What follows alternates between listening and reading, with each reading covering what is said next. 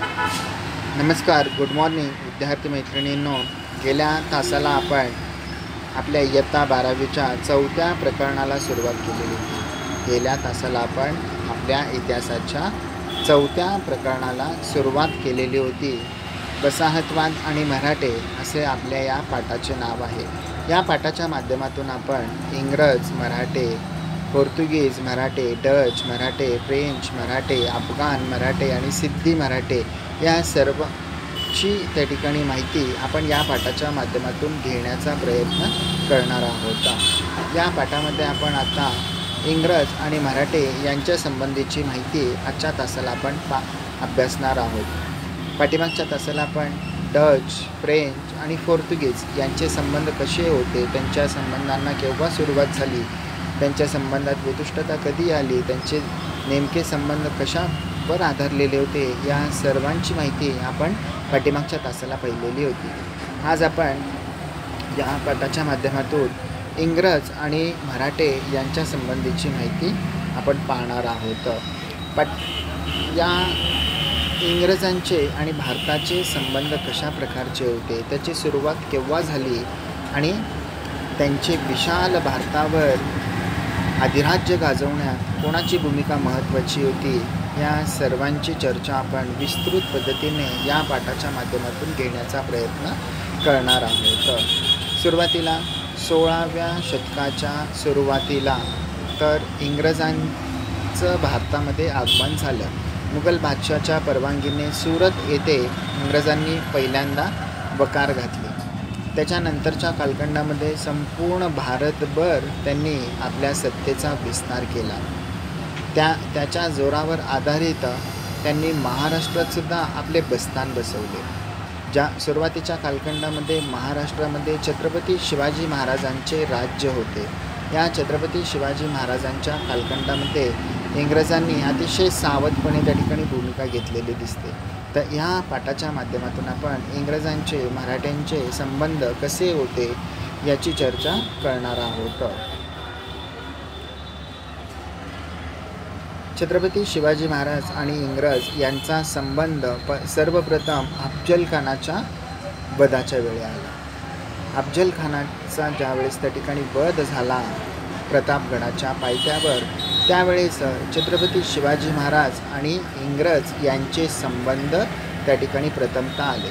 अफजल खान भेटीपूर्वी मराठ्यांनी दाभोळ बंदर जिंकून घेतले. अफजल खानाच्या भेटीपूर्वी तर मराठ्यांनी दाभोळ बंदर जिंकून घेतले. या बंदरात अफजल खानाची 3 जहाजे माल उतरवण्याच्या तयारीत होती. खानाच्या मृत्यूची बातमी ऐकताच खानाचा दाभोळ येथील प्रतिनिधी मोहम्मद शरीफ सर्व संपत्ती, माल व जहाज घेऊन राजापूरला पळून गेला. खानाचा मुलगा फाजल खान याने राजापूरचा सुभेदार अब्दुल करीम याला आपल्या वडिलांच्या जहाजावरील माल उतरवण्यास सांगितले. मराठ्यांनी संधी साधून राजापूर बंदरावर हल्ला केला आणि ते जिंकून घेतले. अब्दुल करीमने इंग्रजांचे कर्ज घेतलेले होते, तो कर्जफेड करू शकत नव्हता. इंग्रजांनी याचा फायदा घेऊन अब्दुल करीमच्या ताब्यात असणाऱ्या 3 जहाजापैकी एक जहाज कर्जफेडीसाठी ताब्यात घेतले. मराठ्यांनी जहाजांचा ताबा मिळावा म्हणून इंग्रजांच्या मागे लकडा लावला, परंतु इंग्रजांनी जहाजे परत देण्यास नकार दिला. त्यावर उपाय म्हणून मराठ्यांनी इंग्रजांचा दलाल बेल्जी याला अटक केली. त्याच्या सुटकेसाठी फिलिप गिफर्ड हा अधिकारी मराठ्यांना भेटायला आलेला होता. त्याला सुद्धा मराठ्यांनी कैदेत टाकले. पुढे या दोघांची सुटका मराठ्यांनी केली. या घटनेने इंग्रज मराठे यांच्यात वितुष्ट आले. साहजिकच मुलींनो, या इथे आपल्याला एक छोटीशी दखल इंग्रजांना घ्यावी लागली. ती म्हणजे मराठ्यांनी बलाढ्य अशा अफजल खानाचं 4 मुंड्या चीत केलेलं होतं. मग त्याच्याकडील जी काही सर्व संपत्ती होती मराठ्यांनी आपल्या ताब्यात घेतले. त्यावेळेस 3 जहाजे या बंदरामध्ये होती. मग याचा पत्ता लागताच आपल्या वडिलांच्या मृत्यूची पत्ता त्यांना खबर येताच आपल्या मुलाला, मग अफजल खानाच्या मुलांनी तेथून त्या 3 जहाजामधील संपत्ती दुसरीकडे पाठवण्यास सुरुवात केलेली होती. मग त्यातूनच यामध्ये वितुष्ट आले. इंग्रज आणि मराठे यांच्यामध्ये वेगळ्या प्रकारचे संबंध सुरू झाले. इंग्रजांनी त्या ठिकाणी त्या मालावर अधिकार सांगितला जहाजावर, तसेच मराठ्यांनीसुद्धा त्यावर अधिकार सांगितला. त्यामुळे दोघांच्या संबंधामध्ये वितुष्ट येण्यास सुरुवात झाली. यातूनच दोघांमध्ये काही समन्वय करण्याचा प्रयत्न इंग्रजांनी केला, परंतु मराठ्यांनी त्याला दाद दिली नाही. त्याच्यातून इंग्रज आणि मराठे यांच्यामध्ये कायमस्वरूपी त्या ठिकाणी वितुष्ट निर्माण झालेले होते. अशा प्रकारे इंग्रज आणि मराठ्यांचा संबंध पहिल्यांदा अफजल खानाच्या वधानंतरनं दोघेसुद्धा त्या ठिकाणी समोरासमोर आले आणि शिवाजी महाराजांच्या नेतृत्वाखाली मराठ्यांचे आरमार, मराठ्यांचे सैन्य, मराठी फौज महाराष्ट्राला पुढे नेत होती. अशा कालखंडामध्ये इंग्रजांनी मराठ्यांशी वितुष्ट आणले हे इंग्रजांना परवडणारे नव्हते. त्यामुळे त्यांनी स्वतःहून त्या ठिकाणी तडजोड करण्याचा प्रयत्न केला, कारण शिवाजी महाराजांचा दबदबाच एवढा होता की शिवाजी महाराज कोणाला जुमत नव्हते. प्रसंगी त्या ठिकाणी त्यांना त्या ठिकाणी धारेवर धरले. मग शिवाजी महाराजांनी या इथून इंग्रजांशी त्या ठिकाणी सलोख्याचे संबंध इंग्रजांनीच महाराजांशी ठेवले, कारण महाराजांचा दबदबा वाढत होता. शिवाजी महाराज पन्हाळ्याच्या किल्ल्यात अडकून पडलेले असताना आदिलशहाला तोफांचा दारुगोळा पुरवण्यासाठी वेलजी यांनी मदत केली. या वेळात शिवाजी महाराज आती लागणार याची खात्री सगळ्यांनाच होती. मात्र स्वतःची सुटका करून घेण्यात शिवाजी महाराज यशस्वी झाले. पुढील वर्षी राजापूरच्या स्वारीत त्यांनी इंग्रजांचा पराभव केला. Henry Revington, Richard Taylor, Randolph Taylor, Philip Gifford या इंग्रज अधिकाऱ्यांना पकडून 2 वर्ष तुरुंगात टाकले. शिवाजी महाराज ज्यावेळेस त्या ठिकाणी सिद्दी जोहरच्या वेड्यात अडकलेले होते, त्यावेळेस शिवाजी महाराज त्या ठिकाणी सिद्दी जोहरला शरण जाणार असेच चित्र होते. परंतु शिवाजी महाराज त्याच्यातून सुखरूप बाहेर निघाले. परंतु सिद्दी जोहरला बाहेरून इंग्रजांनी मदत केलेली होती. याचा राग मनात ठेवून शिवाजी महाराजांनी अनेक इंग्रज अधिकाऱ्यांना पकडून तुरुंगात 2 वर्ष डांबून टाकले. या घटनेमुळे त्या ठिकाणी इंग्रज हादरलेले होते. इंग्रज खूपच घाबरले. यानंतरच्या कालखंडात इंग्रजांनी शिवाजी महाराजांसोबत कधीही कुठल्याही प्रकारचे धोरण आखताना 100 वेळा त्यांनी विचार केला. कारण का बरं? शिवाजी महाराजांची दूरदृष्टी वेगळी होती. शिवाजी महाराजांची युद्ध लढण्याची गनिमा कावाची पद्धत, तसेच शिवाजी महाराजांचे दूरदृष्टिकोन, यामुळे या इंग्रजांना शिवाजी महाराजांची दखल घ्यावी लागली. त्यापूर्वी इंग्रजांच्या वतीने स्टीफन उस्टिक हा अधिकारी शिवाजी महाराजांच्या वकारीच्या संदर्भात बोलणी करण्यासाठी रायगडावर आला होता. शिवाजी महाराजांचे वकील सुंदरजी व पिलाजी हे सुद्धा इंग्रजांना भेटले, पण ही भेट अयशस्वी ठरली. त्यापूर्वी इंग्रजांच्या वतीने इंग्रजांनी त्या ठिकाणी आपला वकील शिवाजी महाराजांची राजधानी जी रायगड, शिवाजी महाराजांची जी राजधानी होती त्या रायगडावर 2 अधिकाऱ्यांना पाठवले. परंतु या भेटीमध्ये काहीच निष्पन्न झाले नाही आणि ही भेट अयशस्वी ठरल्याचे आपल्याला दिसून येते. शिवाजी महाराजांच्या राज्याभिषेकासाठी हेनरी एक्झिंडन हा इंग्रज वकील आलेला होता. त्यांनी राजापूरला वकार काढण्याची परवानगी मिळाली. 12 जून 1974 रोजी इंग्रज आणि मराठे यांच्यामधील तहावर सह्या झालेल्या होत्या. शिवाजी महाराजांच्या राज्याभिषेकासाठी इंग्लंडमधील एक खास अधिकारी शिवाजी महाराजांच्या राज्याभिषेकासाठी आलेला होता. 12 जून 1974 इंग्रज आणि मराठे यांच्यामध्ये एक तह झाला. तह म्हणजे काय की शिवाजी महाराजांचा दबदबा वाढलेला होता. शिवाजी महाराजांनी राज्याभिषेक करून घेतलेलं होतं. या भागातील आपणच राजे आहोत हे शिवाजी महाराजांनी सिद्ध केलेलं होतं. शिवाजी महाराजांची आग्र्याहून भेट आणि सुटका, त्याच्यानंतरनं अफजल खानाचा वध, सिद्दी जोहरचा वेढा, तसेच मिर्झा राजे जयसिंग यांची स्वारी, या सर्व लढ्यांना शिवाजी महाराजांनी यशस्वीपणे आपल्या कारकिर्दीमध्ये तोंड दिलेलं होतं. शिवाजी महाराजांनी जवळजवळ हिंदुस्थानातील नाही जगातील सर्वच सत्ताधीशांशी त्या ठिकाणी लढलेले होते. इंग्रजांशी, पोर्तुगीजांशी, डचांशी, फ्रेंचांशी, स्थानिक सर्व मुघल बादशाह, आदिलशाह, कुतुबशाह, त्याच्यानंतर सिद्दी जोहर या सर्वांशी लढलेले होते. त्यामुळे इंग्रजांनी महाराजांशी तह केला. त्या तहावर इंग्रजांनी सह्या केल्या की कारण तहाची गरज इंग्रजांना वाटत होती, मराठ्यांना नाही. या इंग्रजांनी जो तह केला त्याच्यावरून मराठ्यांचा दबदबा त्या कालखंडात केवढा होता यावरून दिसून येतं. जगभर त्या ठिकाणी विस्तार करणारे इंग्रज महाराष्ट्रापुढे नमते घेतले याचा अर्थ शिवाजी महाराजांचा जो आरमार म्हणा, शिवाजी महाराजांची नीती होती, त्यामध्ये शिवाजी महाराजांचा दबदबा त्या काळात किती होता यावरून आपल्याला स्पष्ट दिसून येते.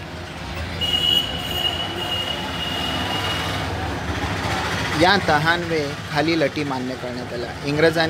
इंग्रजी शिक्क्याची नाणी मराठ्यांच्या राज्यात चालणार नाही. बघा, शिवाजी महाराजांनी पहिला तह काय केला, इंग्रजांची नाणी, इंग्रजांचे जे चलन होते, रुपया होते, इंग्रजांची नाणी महाराष्ट्राच्या राज्यात कुठल्याही कानाकोपऱ्यात चालणार नाही हा शिवाजी महाराजांचा तहामधील पहिला नियम होता. त्याच्यानंतर अशी भूमिका शिवाजी महाराजांनी घेतली. जहाजे लुटून किनाऱ्यास लागलेला इंग्रजांचा माल त्यास बुडवू नये. जहाजे फुटून किनाऱ्यावर लागलेला इंग्रजांचा माल त्यास परत द्यावा. जंजिऱ्याच्या सिद्धीशी तह करावा, त्यास बुडवू नये. अशा इंग्रजांनी घातलेल्या अटी छत्रपती शिवाजी महाराजांनी पेटाळून लावल्या. काही अटी जाचक होत्या, काही अटी इंग्रजांनी त्या ठिकाणी महाराजांपुढे ठेवल्या, पण महाराजांनी या सर्व अटी पेटाळून लावल्या. त्यामुळे पुढच्या कालखंडामध्ये छत्रपती शिवाजी महाराजांनी या सर्व अटी या तहामध्ये त्या ठिकाणी पेटाळून लावल्या. यावरून मराठ्यांचे सार्वभौमत्व अबाधित राखण्याचे धोरण स्पष्ट होते. पहिली गोष्ट, त्या ठिकाणी तहामध्ये अनेक गोष्टी होत्या. इंग्रज आणि मराठी यांच्यामध्ये तह झाला, परंतु महाराजांनी छत्रपती शिवाजी महाराजांनी या सर्व अटी पेटाळून लावल्या. त्यामुळे शिवाजी महाराजांनी मराठ्यांचे सार्वभौमत्व अबाधित राखले. छत्रपती शाहू महाराज यांच्या नंतरच्या कालखंडामध्ये नानासाहेब पेशवे यांनी इंग्रजांची मदत घेतल्यामुळे त्यांना मराठ्यांच्या राजकारभारात प्रवेश मिळाला. छत्रपती शाहू महाराज यांच्या नंतरच्या कालखंडात नानासाहेब पेशवे यांनी इंग्रजांची मदत घेतल्यामुळे इंग्रजांचा महाराष्ट्राच्या राजकारणात प्रवेश झाला. परंतु ही सर्व घटना घडायला जवळजवळ 80 ते 100 वर्षांचा कालखंड निर्माण झाला. कारण छत्रपती शिवाजी महाराजांचा मृत्यू 1680, परंतु नंतरच्या कालखंडामध्ये हेच मराठे एकदम प्रबळ झाले. मराठे राज्य सांभाळू लागले. तुम्ही 1758चा जर भारताचा नकाशा बघितला, त्यामध्ये जवळजवळ 65% ठिकाणी मराठ्यांचे राज्य होते असं आपल्याला दिसून येते. नानासाहेब पेशवे यांनी इंग्रजांची मदत घेतल्यामुळे राज्यकारभारात प्रवेश मिळाला. नानासाहेबांच्या नंतर त्यांचे द्वितीय चित्र थोरले माधवराव पेशवे, त्यांचे चुलत रघुनाथराव यांना पेशवेपद हवे होते. रघुनाथराव उर्फ राघोबा यांनी सत्ता प्राप्तीसाठी इंग्रजांपुढे हात पसरल्या. यातूनच इंग्रजांचा वकील पुण्याच्या दरबारात आला. 1765मध्ये इंग्रजांनी मालवण किल्ला जिंकला. थोरल्या माधवराव पेशव्यांच्या मृत्यूनंतर त्यांचे धाकटे बंधू नारायणराव पेशवे पदावर आले. त्यांच्या कारकिर्दीत इंग्रजांनी ठाणे, वसई, विजयदुर्ग, रत्नागिरी काबीज करण्यासाठी प्रयत्न केले. उत्तरेत मुघल बादशाह शिंदे होळकरांच्या प्रभावाखाली होता. बादशहाला आपल्या प्रभावाखाली घेणे आणि नागपूरकर भोसल्यांचा बंगालमध्ये प्रभाव कमी करणे यासाठी इंग्रज सक्रिय झाले. शिवाजी महाराज जोपर्यंत त्या ठिकाणी होते तोपर्यंत इंग्रजांनी मराठ्यांच्या राजकारणात प्रवेश केला नाही. परंतु नंतरच्या कालखंडामध्ये मराठ्यांनी इंग्रजांची मदत घेतल्यामुळे नानासाहेब पेशवे यांच्या कालखंडात इंग्रजांचा मराठ्यांच्या राज्यकारभारात प्रवेश चालू झाला. व्यापाराच्या दृष्टीने इंग्रजांना साष्टी, वसई ते कोकणपर्यंतचा सर्व प्रदेश आपल्या ताब्यात असणे आवश्यक वाटत होते. त्या दृष्टीने त्यांनी हालचाली सुरू केल्या. रघुनाथराव पेशवे इंग्रजांच्या आश्रयाला गेलेले होते. त्यांना सोबत घेऊन इंग्रजांची फौज मुंबईहून पुष्पाला निघाली. इंग्रजांची फौज मुंबईहून पुण्याला निघाली. पुण्याजवळील वडगाव येथे इंग्रज मराठे यांच्यात पहिले युद्ध घडून आले.